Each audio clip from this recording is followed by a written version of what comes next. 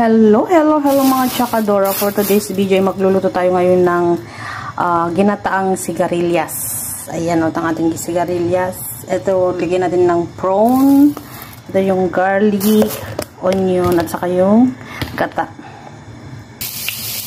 Ito na guys, nilagay ko na yung bawang at saka yung sibuyas.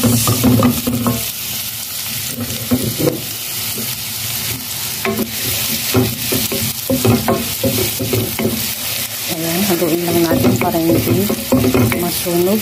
Ngayon, ilagay na natin yung sigarilyas. Ayan guys, nilagay ko na yung sigarilyas. Lagyan natin ng konti asin at pepper at saka yung all-purpose seasoning powder. Ngayon, lagay na natin yung gata. Tapos lagyan natin ng tubig. Ito na siya guys. Lagyan natin ngayon ng sili. Pwede na rin natin ilagay yung hipon at saka yung dilis. Ayan mga Chakadora, nilagay ko na yung dilis at saka yung hipon.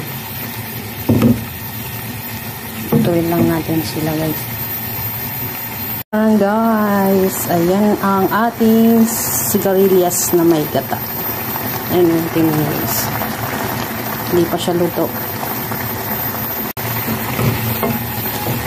Ang amoy niya guys, napakasarap. Grabe, ang sarap. Masarap din pala. Kahit na hindi karne yung isa mo, pero mas masarap kasi hipon nga, diba?